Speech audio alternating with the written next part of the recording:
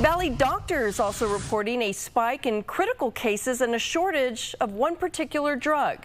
Here's Christian Colon. Remdesivir, an antiviral medication meant to treat the most sick of coronavirus patients. It helps reduce recovery time, and it's something doctors in the Valley have appreciated. We have seen probably a quadruple to quintuple increase in our patients that are hospitalized because of the virus. Hence, we're seeing sicker patients with the virus that actually qualify for the use of this medication. Juan Sarmiento, pulmonary specialist at South Texas Health System, says the number of people on this drug has gone up. Some of those people are on ventilators, their ages ranging from 40 to 80 years old. The main symptom is dyspnea or air hunger.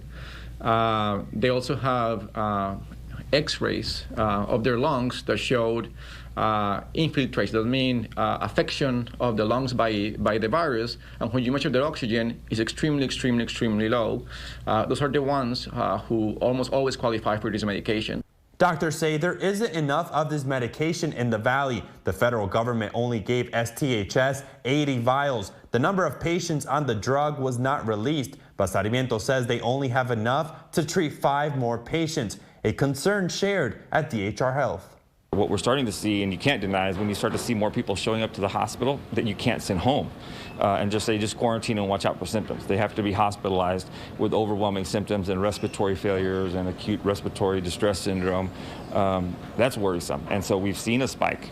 A spike that was evident this weekend. Martinez says the number of critically ill COVID-19 patients at DHR has doubled. According to the U.S. Department of Health and Human Services, nationwide, this drug will run out at the end of the month. Officials say there is no date on when more will be available. Something Sarmiento and Martinez say people need to think about to hopefully control the numbers. It's not necessarily that it's being opened up to people, it's just they're being a little careless. And it's just almost as if they've forgotten what was going on. Martinez and Sarmiento say you should wear a mask as much as you can, wash your hands, and stay home if you're sick. Guidelines that are no longer enforced but could save your life. And Martinez adds no treatment is good if you can't get it. In McAllen, Christian Colon, Channel 5 News at 10.